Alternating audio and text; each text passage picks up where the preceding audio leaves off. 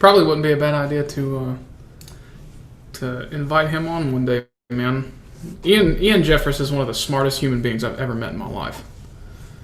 Just hyper intelligent human. So you know we're going live. Right Probably wouldn't be a bad idea to invite him on one day, man. Ian Jeffress is one of the smartest human beings I've ever met in my life. Just hyper. Cool, man. Well, we are officially live. I probably should have given you a countdown. But now the internet knows that you think that Ian Jeffress is the smartest person alive. Why? Well, every time he talks to me, I feel like I have to go get a thesaurus. No, he's giving me some fantastic advice, and I really enjoy the conversations that we end up having when he comes down to visit the shop and hang out. So, oh yeah. Cool. Well, the person talking, obviously not in the third person, is not Ian Jeffress. This is Alex Singleton of Consistency Wins, and Alex is a good friend of mine, and we do a little live YouTube chat for anybody who might care about any words that come out of our mouths. I care about the words that come out of his mouth, and I think he cares about the words that come out of my mouth. So yeah, what's up? Nothing much, man. Just enjoying the couple of hours that I have as a sort of a break time between lessons, and man, it's good to talk.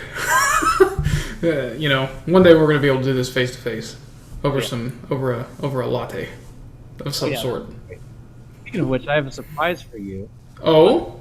Yes, I have a surprise. I think what's going to happen is I'm going to show this to you, and you're going to immediately freak out and know exactly what this is. So here, you know what this is? I do know it. Hang on a second. I got to take a picture of this. I'm going to send this to Indiana. Magnificent. Oh, that's perfect. So, does it taste any different than a regular latte? Does the Bantha milk add any sort of subtle overtones of flavor?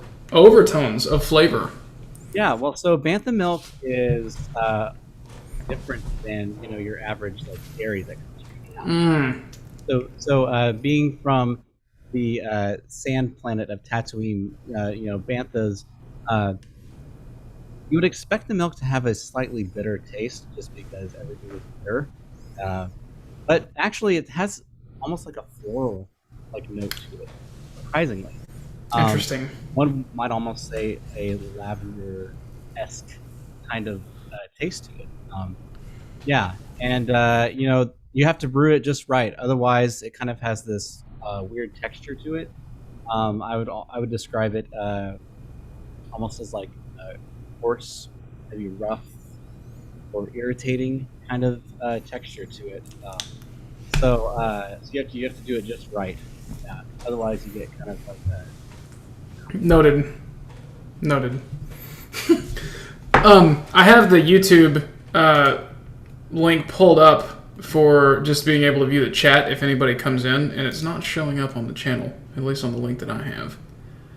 Are you monitoring? I am looking. I'm looking at it right now. Maybe I have the wrong link. It has a big picture of me on it. I thought that would be the the one that would work. Let's check our Facebook and repost it just in case. I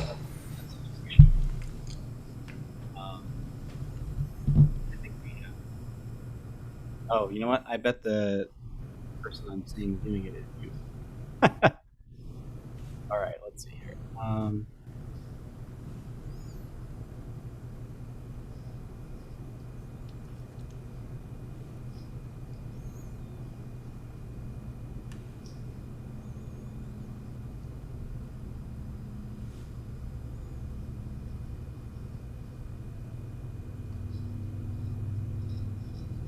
I think maybe what happened is that maybe it auto-generated a new link.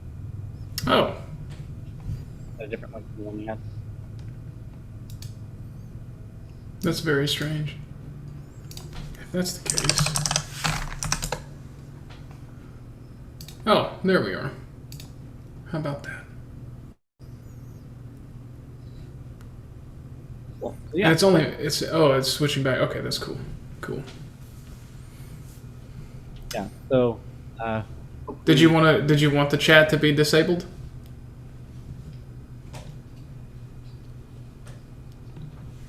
live chat. Oh, sometimes you have to select boxes.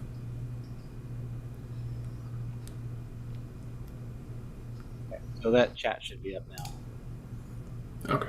Cool. Yeah, man.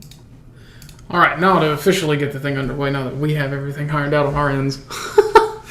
Good grief. Yeah. Yeah, so if anybody wants the recipe for the Bantha Milk Latte, I am happy to share. Use blue matcha. Yeah. I could have done the lazy thing and just added blue food color, but I decided to go like extra. You keep getting quieter, man. Mm. Oh, now you're back. Okay. I need to remember to like podcast style like this. Oh yeah. All right. So this is your shindig, man. I'll let you kind of get the question started, and that'll kind of help feed the dialogue going forward. Exactly. Yeah, I was just about to ask you. What have you been up to lately? It's and we chatted on the phone a couple times. It's been a little bit. Honestly, we're getting the summer work at the shop is coming to an end. I have the last one of the school horns that came in April on my bench right now.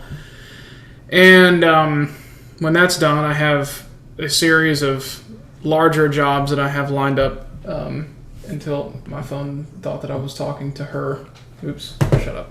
I have a series of other jobs that are going to be, on the docket until probably October. On top of that, I just redid the schedule for my private studio and collegiate studio for the spring. And what I usually do with that is I have 3 points every year where I will redo scheduling. I'll do one at the beginning of January, the one at the beginning of summer, and then one in the fall. So that way it kind of coincides with school, and then you're not always like finding a time slot, that kind of thing. And then the Delta variant is I had some Disney plans. I was going to build a lightsaber, and then I was really excited about that, but the Delta variant kind of scared us off a little bit. Disney's putting their mask policy back up, and I was really hoping to be able to go down there and experience Disney World without the mask thing. So with that, we're going to postpone that trip. And also, Sean Gard, Jordan Carnelli, and Doug Owens, 3 of my really good friends, we were talking about kind of starting some saxophone quartet stuff up in September, but we have elected to kind of postpone that because we're not 100% sure what the institution's rules are going to be as far as guests on campus this semester. So we're just kind of in limbo again, which is unfortunate because we were really looking forward to getting back into some collaboration, and but safety is much more important than that at the moment. So yeah, absolutely, yeah. I feel you on that kind of. Being in Texas, out here in the Wild West, I have to filter myself in public. But yeah, man, if you were down here, you wouldn't even know there was a pandemic. Seriously, like there's no mask mandate. Our governor is like, yeah, not only is there not one, I'm never going to do one. And of course, the last time we had a mask mandate, he said he would never do it, and then he had to do it because there were people dying, Yeah, and I don't know, like you walk around and there's probably less than 10% of the people, like when you go to the grocery store, the majority of people, nobody's wearing a mask. And the scary part about that is the majority of those people aren't vaccinated in that area. Yeah, we're at about I forget the last time I checked, but it's not anymore. It can't be more than 40%. Yeah. So, and I get it on the one hand, like people want to go back to the way things were, but I think we need to look forward and be like, you know what? Even once this thing gets under control, we're not really going to go back like 100%. maybe 99%. There's going to be that 1%. We have to be willing, I think, to change. That's just not something you see around here. I'm really concerned about what's going to happen once school starts, because the ISDs, who knows what they're going to be doing.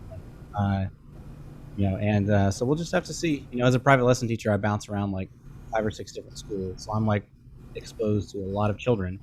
And if being the father of a 3-year-old has taught me anything, it's that children are petri dishes. Yes.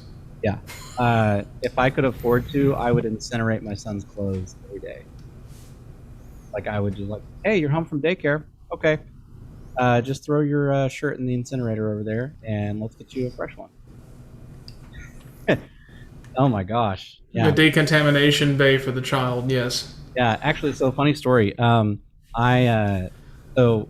when we first started daycare, it was kind of during the pandemic, and we waited actually a year longer than we wanted to. And finally we were just like, he's not like developing speech and things like that, and like social skills.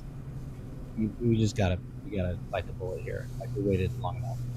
And so we put him in daycare, and at that point it was nobody except children and teachers allowed in the building, right? So we dropped off outside. So we got used to that, and then when they relaxed things, they said, okay, you can drop your kids off inside. I thought he was going to be like all about it, and he was, until he realized that I wasn't staying there with him the whole day. And it was like, he was bebopping along, man, holding my hand like, Dad's coming to school with me, and I was like, bye. And yeah, so it literally took him months to like accept, like, okay, that's going to leave. Yeah, this is part of my life now. Yeah, exactly. And but he had this weird thing where like he wanted to take my mask. Like, he wanted to like take it with him into the room. Like, I guess it was like a memento or something. So I let him do it. I had a spare mask in my back pocket, right? So I let him do it because I was like, whatever helps you transition, that's fine. And usually I'm like running off to do something, but there was one day I stayed behind, just kind of like looked through the one-way glass just to see if he was melting down or not. And he wasn't, but this other kid ran up to him and grabbed my mask and just like smeared it all over his face. And I was just like,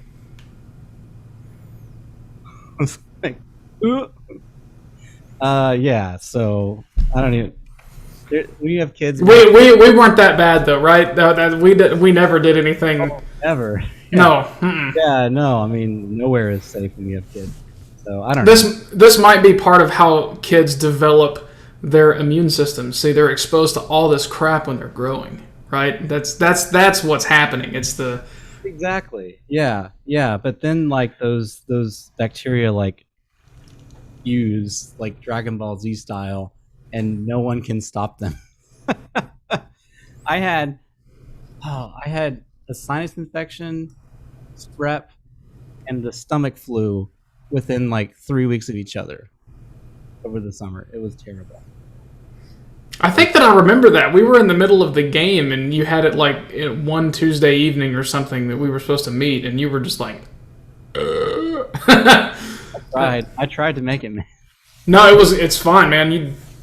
You do you. Wanted me there. All good. But yeah, so anyway, yeah. So all that to say, we're just gonna have to see what happens down here in Texas. But I'm not really holding my breath. I probably should be though. Right. Absolutely.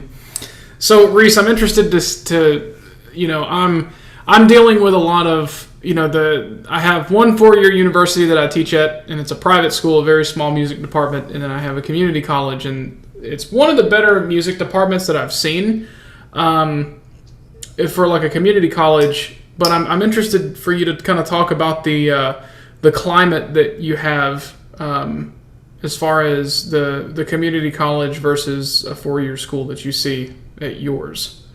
Does that make any sense? You mean to speak differently?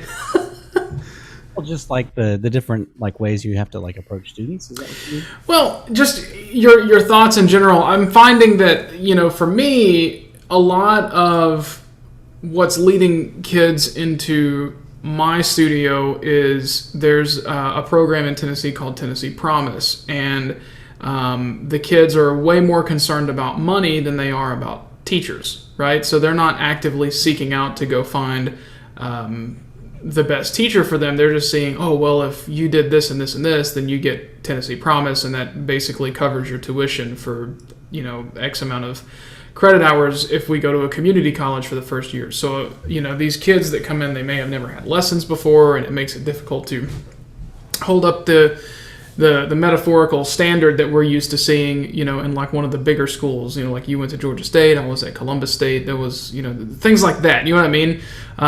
I'm interested to see what your students are like there, and what your thoughts are on that as a whole.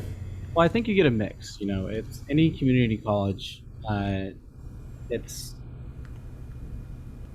just a different kind of, I think, mission than a four-year university. And that's not to say that the community college is less than. It's just different. And my view has always been that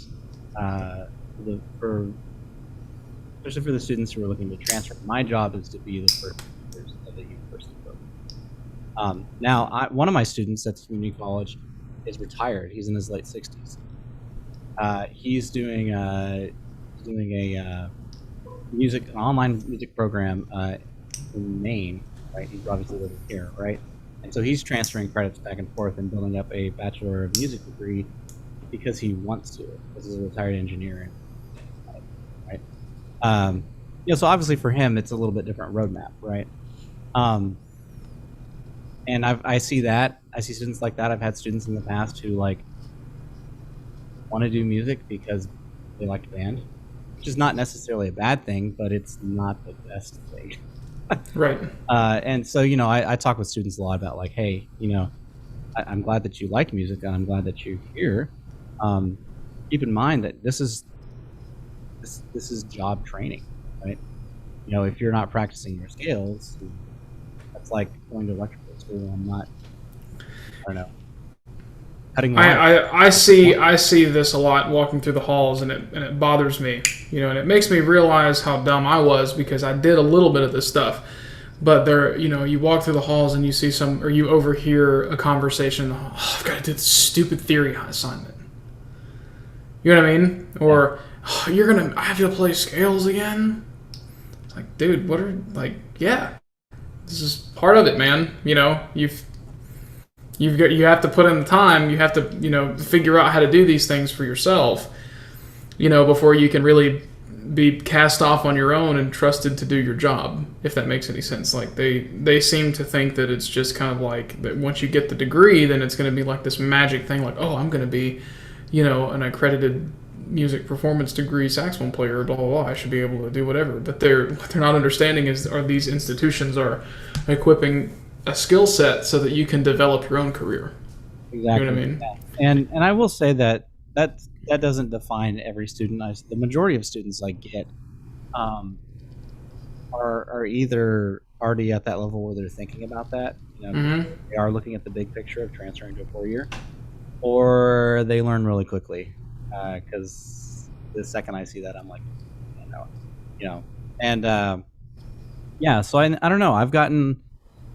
I mean, one of my students, transferred to University of Houston and then went on and they got, I think, second at Coltman. So you get kind of, I think that you just get a wider range. You get really strong students who will follow the kind of that pedigree, and then you kind of have the other students who just haven't figured it out. And honestly, I like that. It's for two reasons. First of all, it's a challenge, right? If I, would it be awesome if I was Tim McAllister teaching at Michigan? Of course, but I'm not. And, but I think that to a certain extent, most of those students are probably already doing the right things, right? Right. And and I'm not, I need to be careful here because this is public. I'm not saying that, T-Mac is a bad teacher at all. Of course, he's great, right? But it's just and they get to talk about stuff that I probably don't get to talk about in most of my community college life. I think the best way to word that is you have to have a teacher like Tim McAllister in order to be in those institutions where you have to teach at like up here. Whereas if you zoom out of the metaphorical spectrum, right, where we are teaching at a community college is where Tim is teaching at the University of Michigan.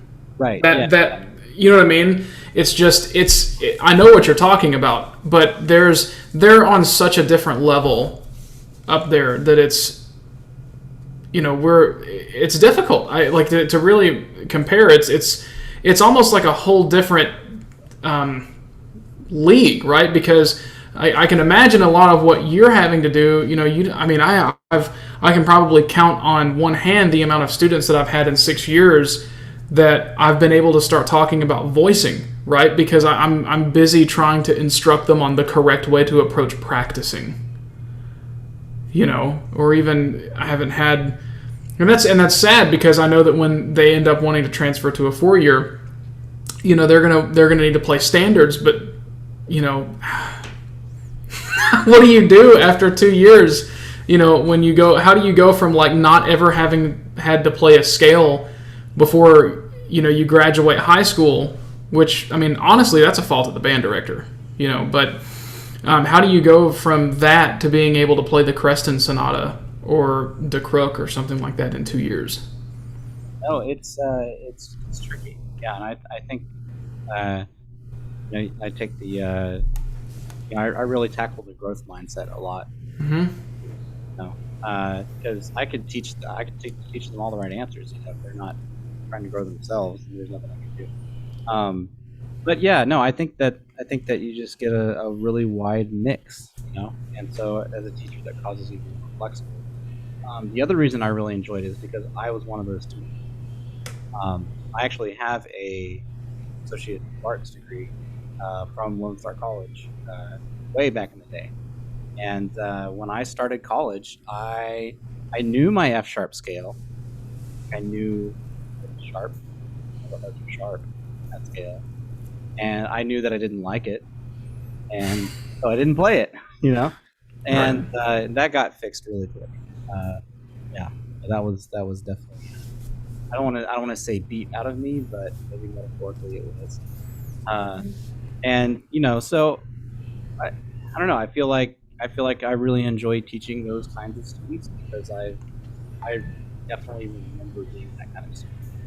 But yeah, so I think at that level, and I think at the same thing for just general private lessons, you just really have to follow kind of where the student is at, and once you figure out the right direction to point them, that's when you let they go. Yeah. Yep. Yeah, man. That's my little spiel on that.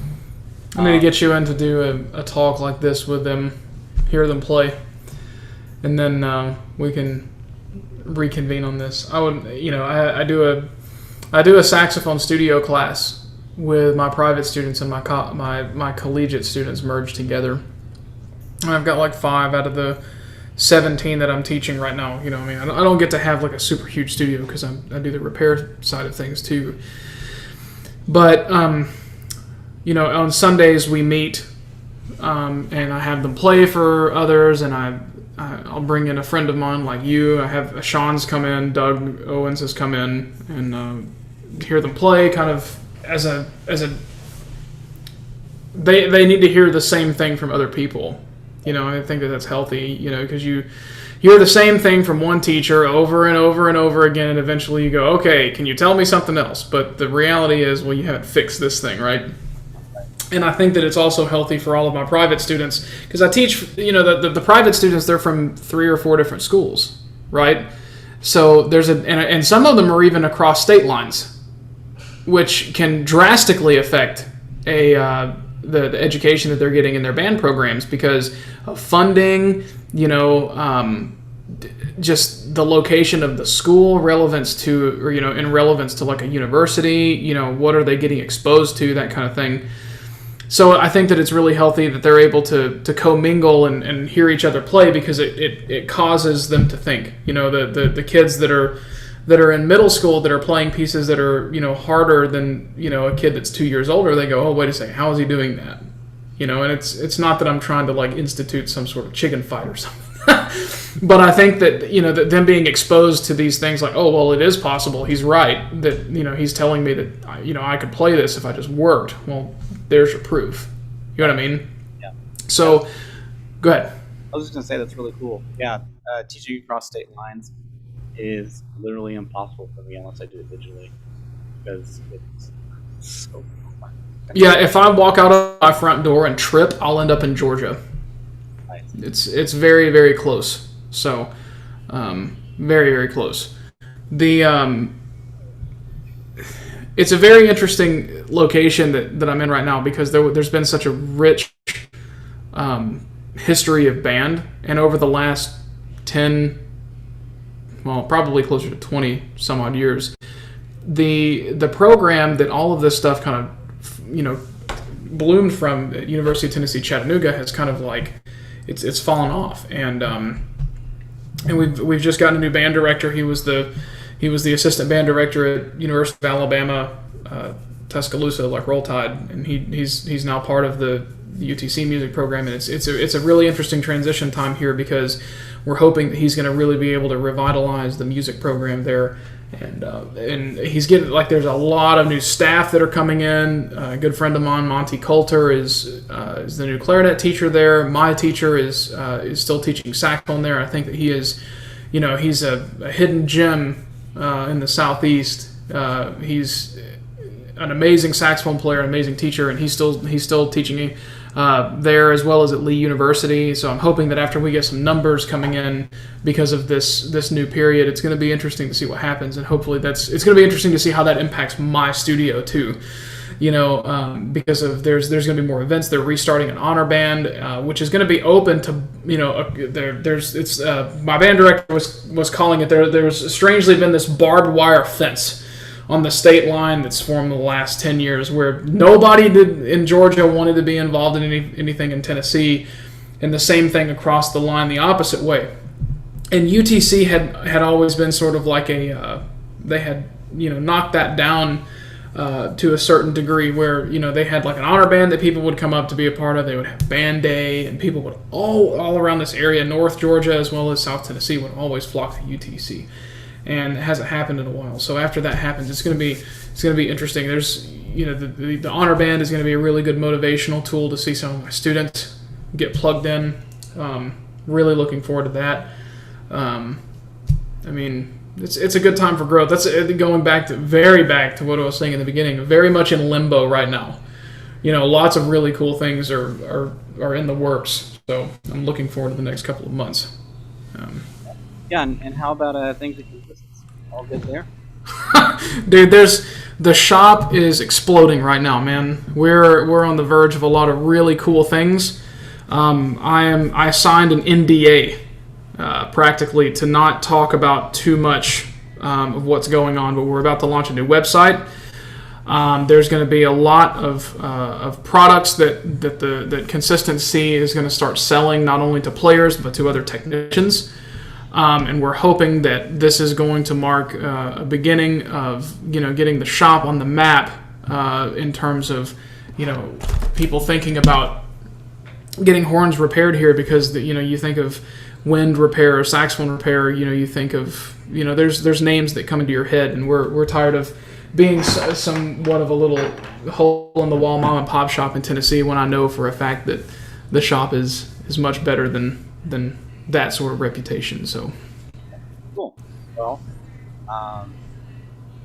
if you have specific questions about repair, I can I can talk about that. But as far as things that are cooking, it's going to have to be we'll have to wait for the ribbon cutting of these new things, so to speak, before I can really go in depth on that. But once that happens, I would love to talk a lot more about those products. It's going to be great. We'll even have Jonathan come in and kind of give his spiel on it too. So cool.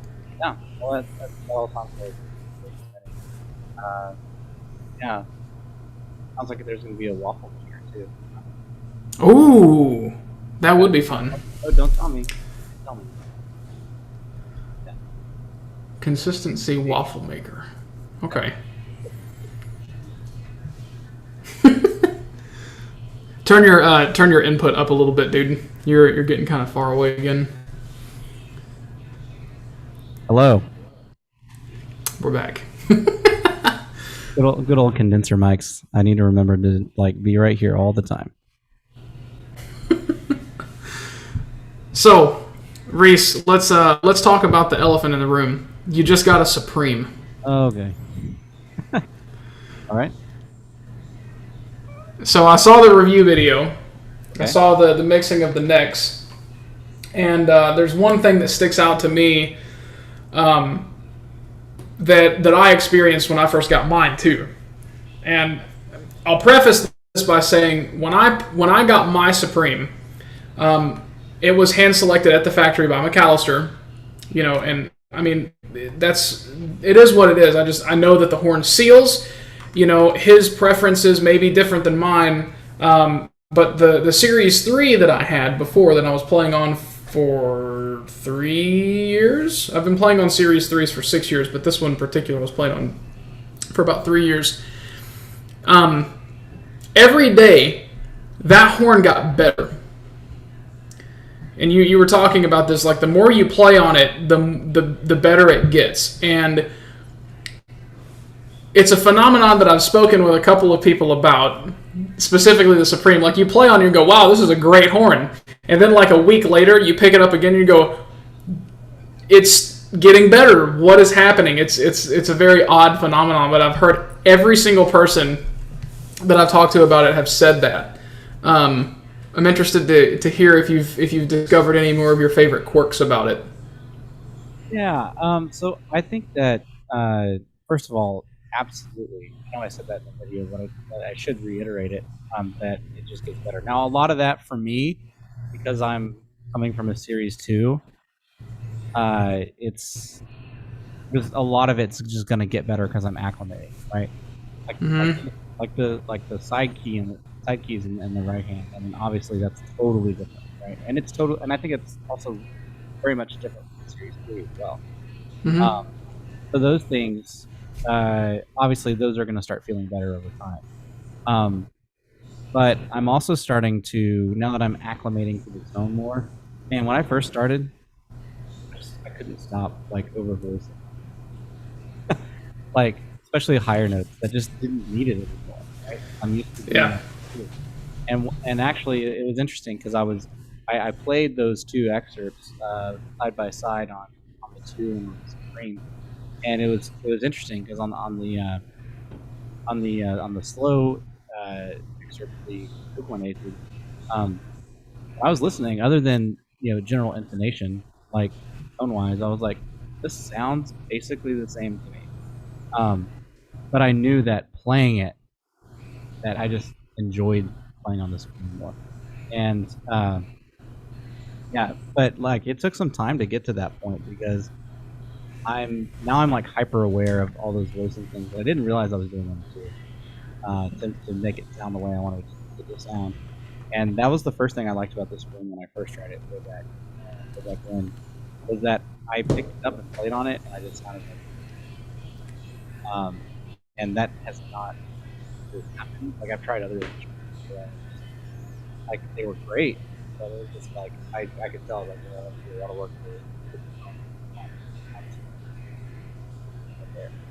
But yeah, in terms of specific little quirks that I found, just I don't think there's, at least my experience so far, it a lot of the stuff that I had to deal with on the 2 is still there. It's just really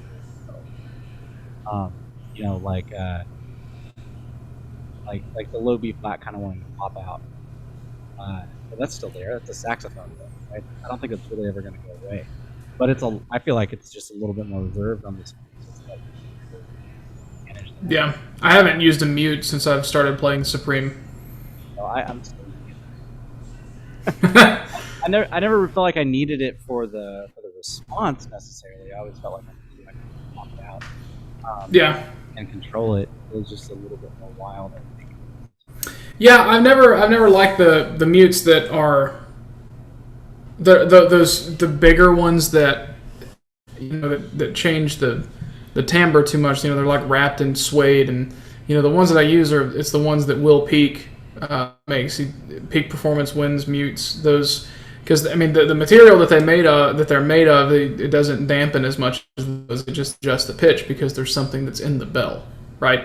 Yeah, that's what I so yeah, I think that those are like the Will. If you watch this, up, A plus, dude.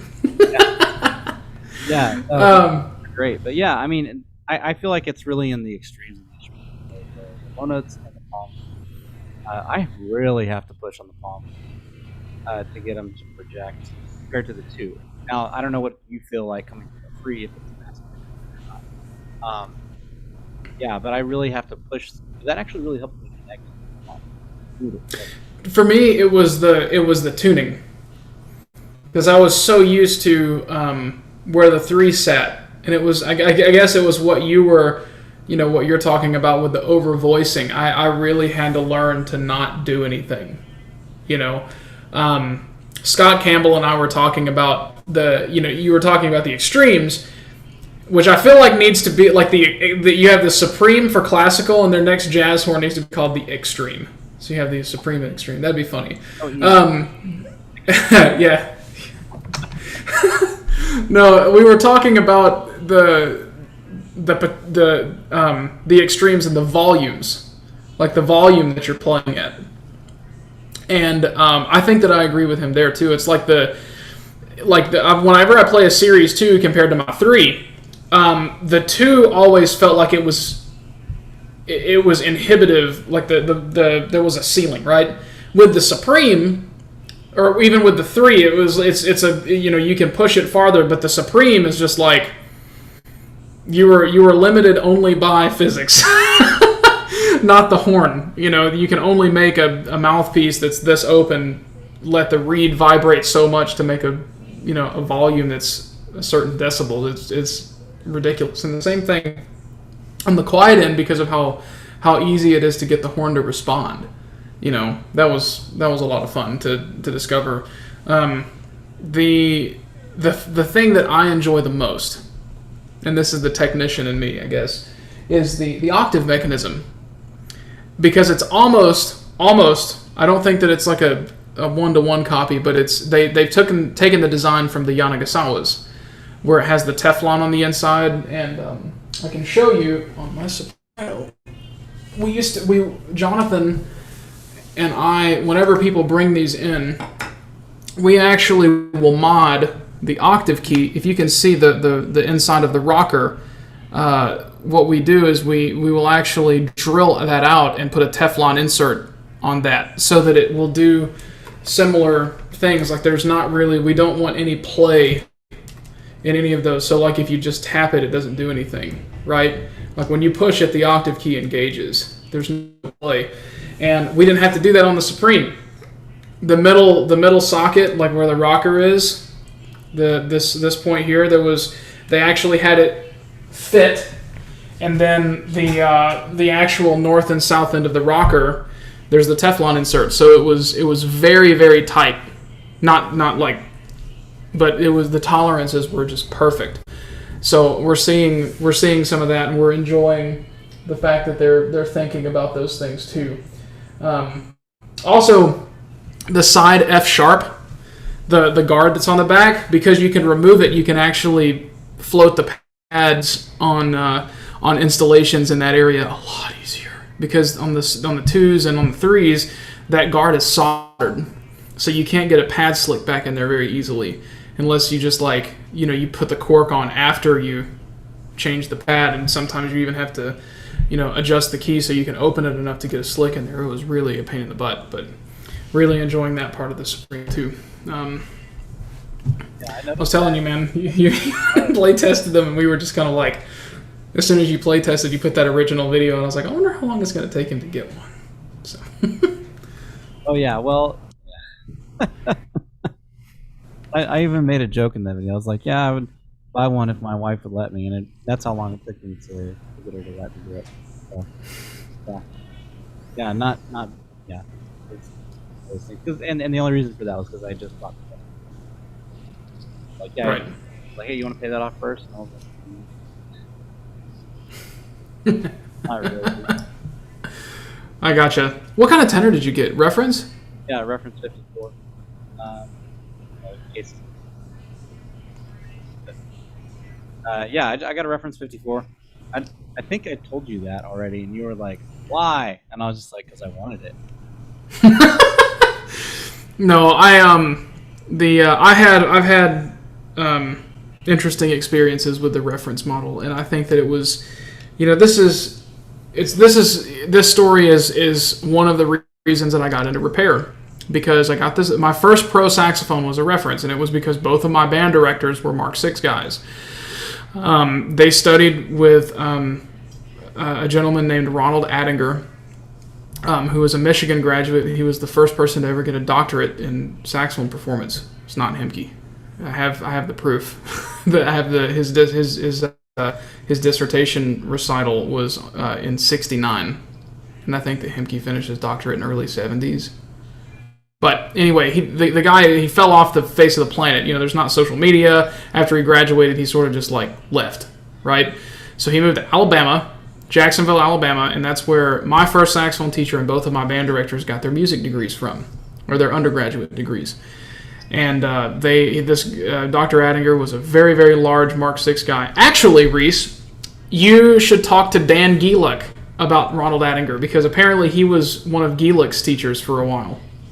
When he lived in Indiana before he studied with Otis. It was funny, we found that connection with each other. We were like, Dr. A? So it was kind of cool. But, of course, you can't find a Mark VI anywhere. My parents weren't going to, fork over. This was, back in the early, mid-2000s to 2010, where Mark VIs on eBay were going for $10,000. It was ridiculous. They were like, let's just see what we can do about one of these Selmers. And I was like, okay.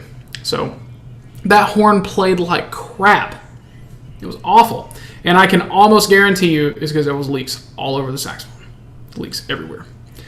So I sold that one and I went to Yamaha for a while. So don't kill me, Selmer. Trust me, I'm back. I wouldn't have, if I didn't believe in those horns.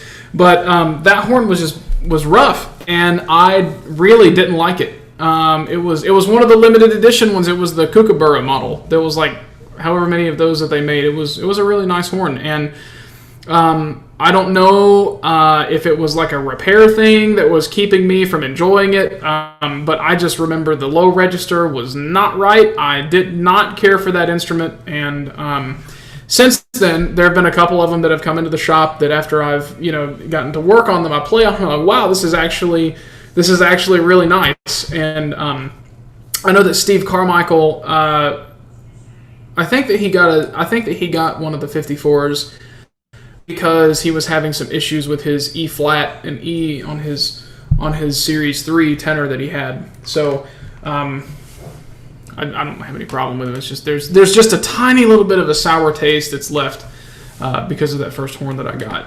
So yeah, well, I mean, better than anybody. Good right? Get a bad get it set up. It's true. It's very true. I think that there is only so much that we can do, though. The body tubes are different. The construction is different.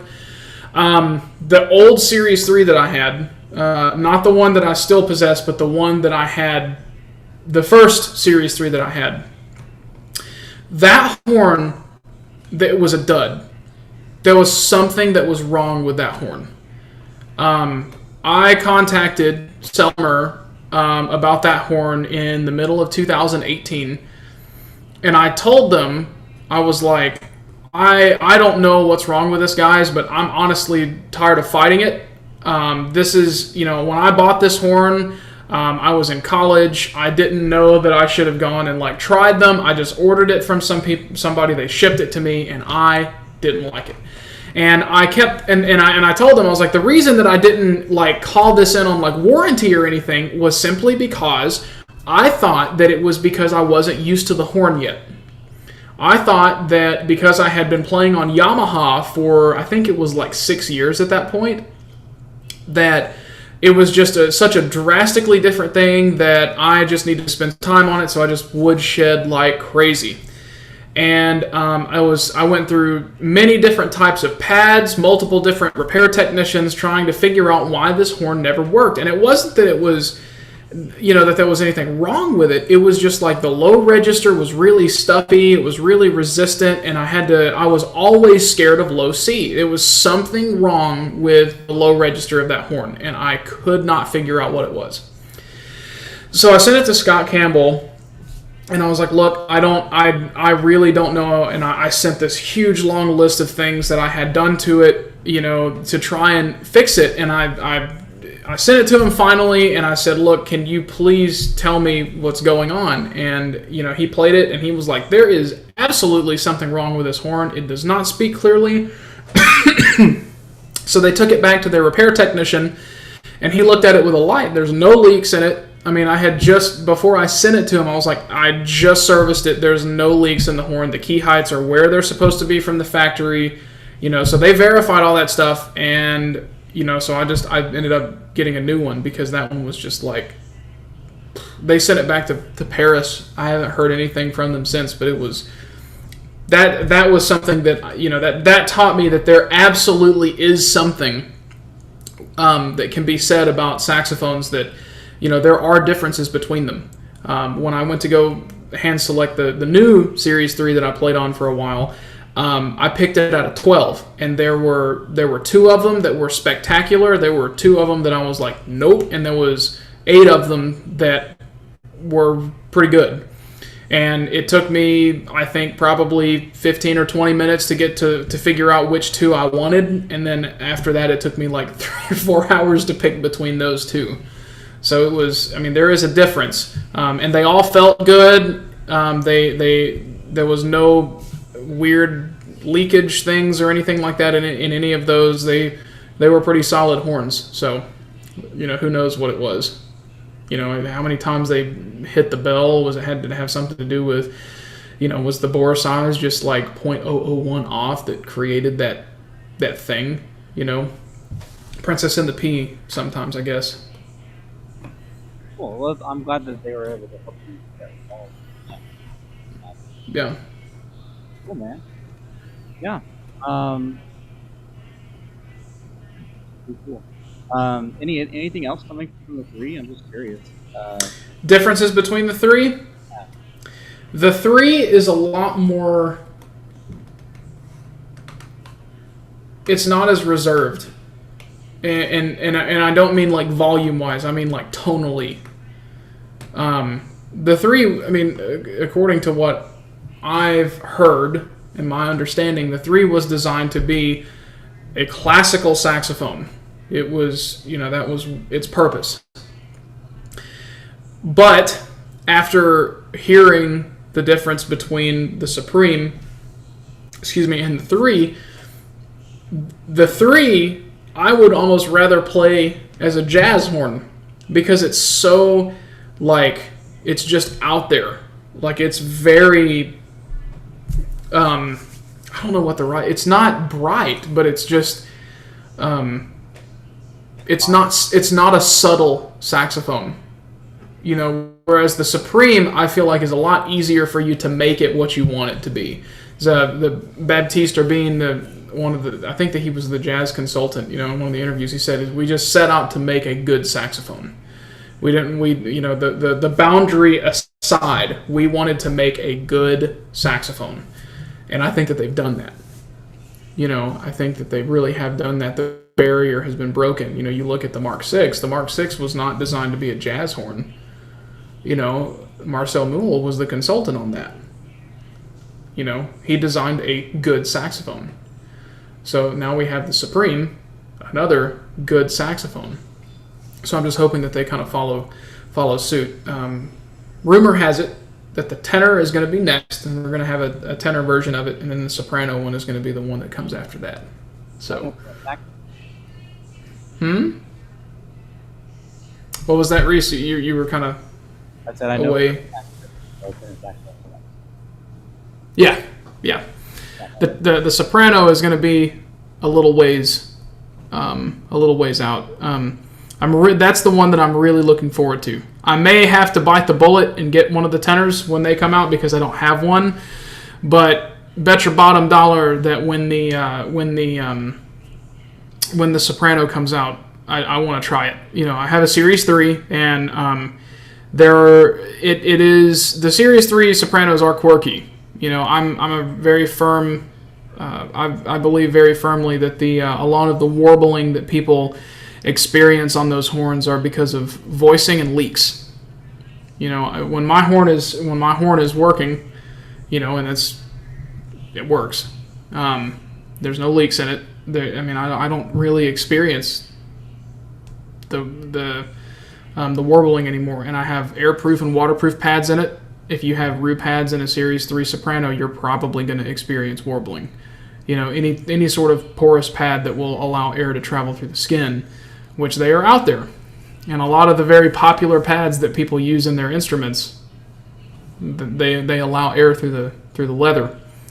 And that can definitely pay a tribute to that. What's the point of having a pad if there's air that can leak through it? So one of my favorite things in the world to do is to ask you and Dave Shepard. Oh, to ask me and Dave Shepard what? Same question. Dude, I do not understand it. I don't get it. That's not saying anything about y'all's expertise. Y'all just have different opinions, right? And so it's really interesting to me because I feel like I get like both sides. And there's a lot that y'all have agreed on, but like little things like that. But see, this is what baffles me though, right? Because I know that Dave is a fantastic tech. Yeah. What baffles me is that there are technicians that I know to be very, very meticulous technicians that seem to just ignore like what's going on with the pad leather. Installation aside, because it's when you do the foundational work to put a pad in on saxophone, it's not hard to get it to seal. Tone hole's flat, key cup's flat, right amount of glue, heat it up, a little bit of adjusting, bam, it's flat. It closes right. That's not hard.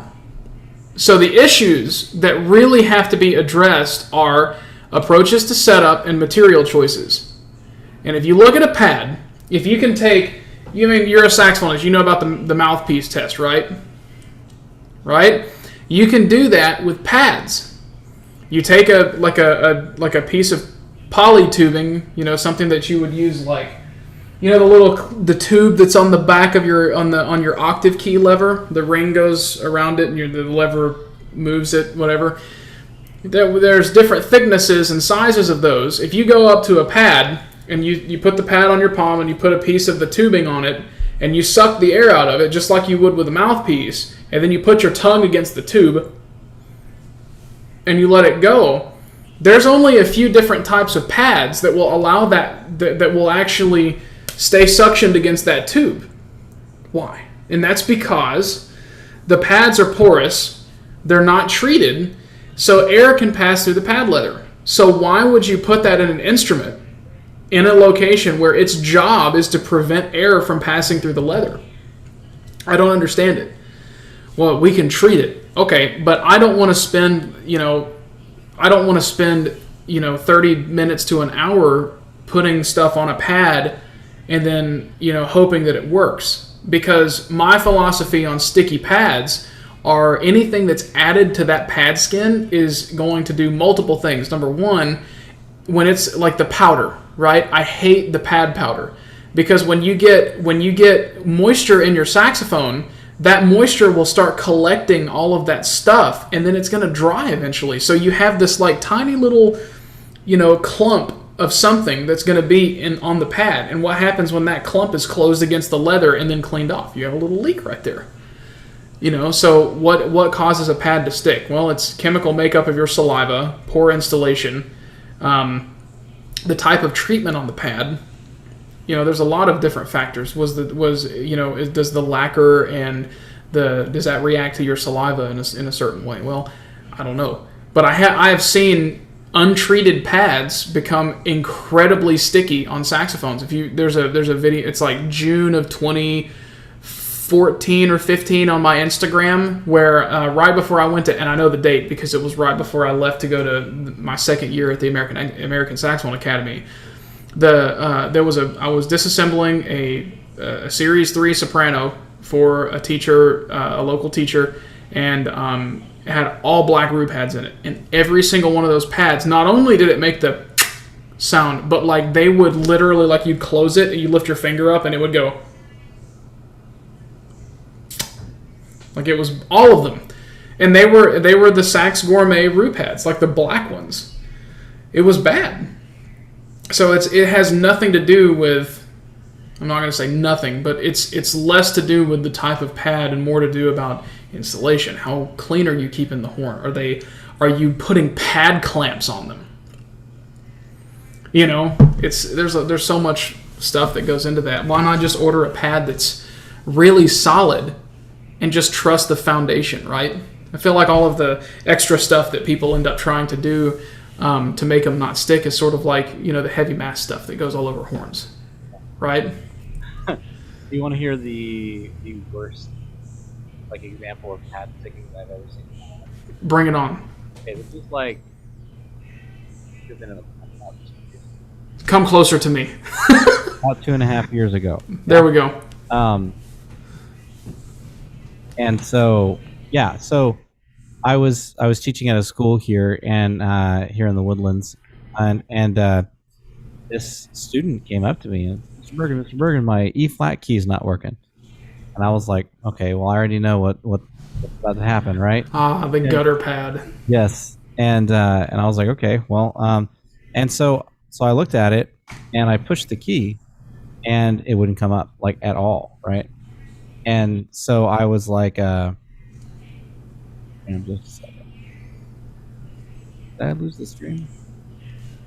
I think we're still good. Okay. Yeah, good. I can hear you. All right. Yeah. So anyway, so I took a look at it, and like sure enough, it was like there was gunk. You could see the gunk on the outside of the tone hole, like it had like overflowed. And I looked at this, and at that time the student was in like, I don't know, 8th grade, I think. And I was like, when was the last time you swabbed your horn? And he said, what's a swab? Oh my gosh. So 5th, 6th, 7th, 8th, we're going on year 4, and he's never swabbed his saxophone. I was like, okay, yikes. So I went ahead and I was like, okay, I've got to unstick this. And so I'm pushing on the key, and of course it's not coming up, and I'm pushing a little harder. And it got to the point, Alex, like I stopped pushing on the key because I was worried about bending it. Wow. And so I went to try to pull up on the cup, right? And doing that, and I could only get my fingers in a little bit. I was like, and I still couldn't get it. And I was like, okay, so I did both, pushing down on the key and with this hand, like trying to pull it up. And finally I heard, and I popped it up. Pad came out. And the pad stuck onto the tone hole, and the key cup came up without the pad. And I was just like, I see that probably once or twice a month. Really? Wow, I had no idea it was that common. Dude, kids are nasty, man. It's like what you were talking about. Kids, look at, I sent you pictures. Oh, you did? Yeah. Okay. I'm actually using my phone as a webcam, so... Oh, okay, I got you. Okay, hang on. Yeah. I'll send it to your Facebook really quick then. Yeah. I want you to share in my enjoyment of this particular one. This was one of the worst ones that I've seen in maybe the last month or so. So give me 1 second. More forward. Oh no, I'm gonna do this. I have to save it. Sorry if you can hear the background. Kristen's enjoying some blogs, I guess. That's okay. I had to mute earlier because my son's home today, and I heard him go, and then I heard the dog. Sometimes he just likes to ambush them. Oh my goodness. Oh yeah. Isn't that lovely? Oh, we're screen sharing this. Oh my gosh. I don't even know if anybody's watching or not, but oh wow. Yeah, you know what? That's like same color. Yeah. That's what's on the outside of this kid's tone hole. Oh yeah. Hang on. Let me see if I can find some other goodies we can show. Wow. Oh. Yeah. Oh yeah, man. We're not talking like this is not uncommon stuff. I gotta find this mouthpiece that came in the shop one time. This is on a school horn. What is that under the pad? Right? Is that just like That's glue? That's glue from somebody that decided that they were going to replace the pad, or they were going to try. Oh, there wasn't any. There was no. Oh man, hang on. Here, this is one that came into the shop. Here's one that came in the shop. Check this out. I sent you some other stuff. This person came in, I think, for a neck cork.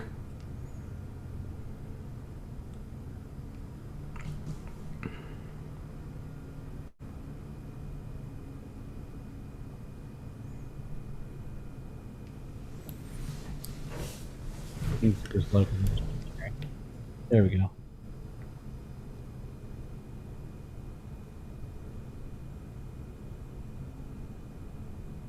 Oh my goodness. Now, this particular horn had been repaired at a very big name shop that people know. I will disclose later, but it was like this is one of, you go on like any sort of like Facebook group for saxophone, and like you could probably find this person probably floating more around some of the jazz players than the classical guys, but it was a well known shop. Wow. Oh yeah. Let's see. Where else we got? That confirms what I said earlier. A good repair tech is worth their weight in gold. Man. Ooh, here's a good one. This is a mouthpiece that I found the other day.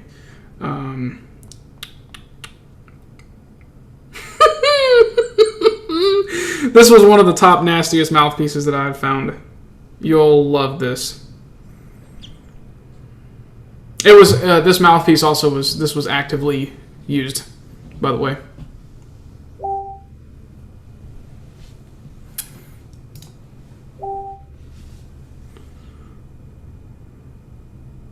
All right, let's take a look here. The best part of that is the video that I sent you that goes along with it.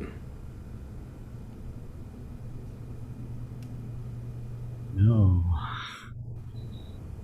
I wish I could say I've never seen a mouthpiece that looks like this. But I definitely have. Go to the video. It should be like the far left one on your screen, I believe, is what I'm looking at. Yeah, it may not load just because I'm running on a 2012 MacBook right now. No, you're good. The fact that it can even do what we've done so far without exploding, yeah, it's not worth it. That's okay. Yeah, I'll take a look at it later, man. Yeah, that's crazy. Man, the perspective, there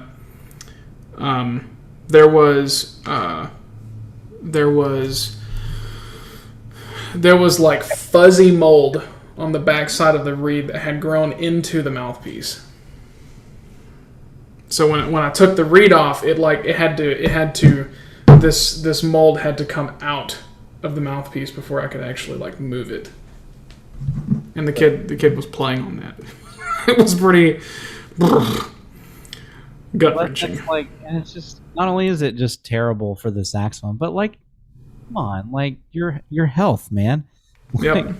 Like I had one beginner and they just started, right? And I don't like roast them or anything because they don't know, they're just kids, right? But like this one beginner over the summer, he was his first read, right? And he played on it for like a couple weeks. And he said, Mr. Bergen, he was like getting unpacked for the lesson. He said, Mr. Bergen, is this black stuff on the back of my reed, is that mold? And I was like, yes, it is. And he was like, and he literally thought for like 10 seconds. And he was like, so I shouldn't play on it. And I was like, very nice. Good job.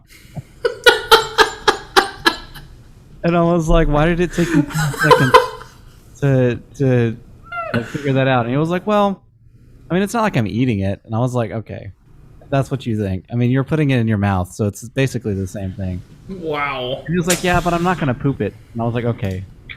Well, let's play some long tones. Oh my gosh, man. Yeah, but yeah, beginners crack me up, dude. I'm not going to poop it. Okay. Like there were That needs to be a t-shirt. Before that you could have picked. He went straight to the last chapter of the book on that one. Oh yeah, he did, dude. Oh, dude, it's been so much fun hanging out with you.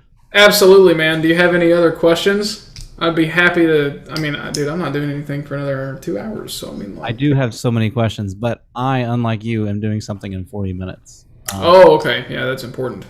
Yeah, it only takes me about 20 minutes to get there, so... We should do like a blog or a vlog or something together. That'd be fun. I've enjoyed this. Yeah, this has been a lot of fun. I don't know, maybe we could turn it into like a podcast or something. That'd be a lot of fun. That'd be a heck of a lot of fun. If only there was like some kind of podcast out there that was about like Star Wars and saxophone.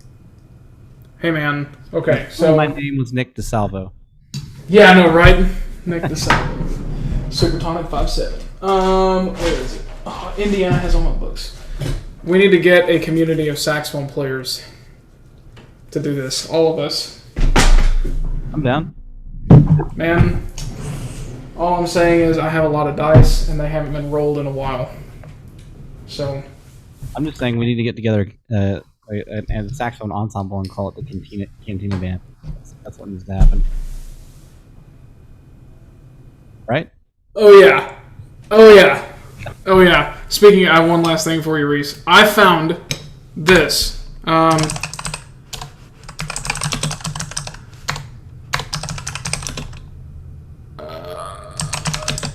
I found this, and I cannot find the arranger of it, and I need it. Let me copy a link here so you can appreciate this, because I'm going to send it to the chat here. I need the arrangement of this so bad. Because it's actually, like, not bad at all.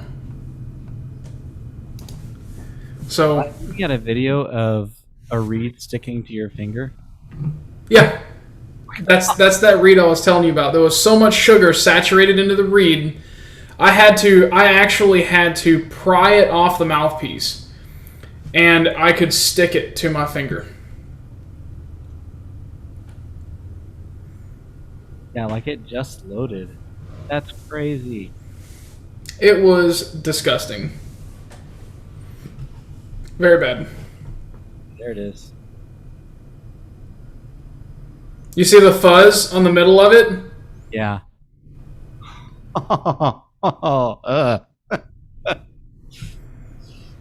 That's just wrong, man. Yeah. Oh, gosh. That read separation anxiety. Yep, it was bad. That was probably the most disgusting read I've ever seen. I have seen mouthpieces that will bury that one, though. I'll find it on my Instagram. I'll send you a screenshot of it, though. It looked like somebody had filled the inside of this mouthpiece with some sort of mixture of they had gargled graham crackers and cement mix before they had played, and then just kind of like blew it in the mouthpiece. So it had its own custom airflow chamber on the inside where it was... And it was a school horn. It was being played by multiple kids. Kids are Petri dishes. Kids are Petri dishes. That's what this video is going to be called. Kids are Petri dishes. Yes. Well, I should actually probably let you go here in a little bit. I probably need to head out the door. No worries, man. I'm living the private teacher lesson life for the next, until December, which is basically, you could title that, "When am I supposed to eat?" And that's me today. But I'll get to eat tomorrow. That'll be nice. Yeah, man. Reese, it was fun, man. Take it easy, and we'll talk to you soon, okay, bud? Yeah, definitely. Thanks for hanging. Yeah, man. Bye.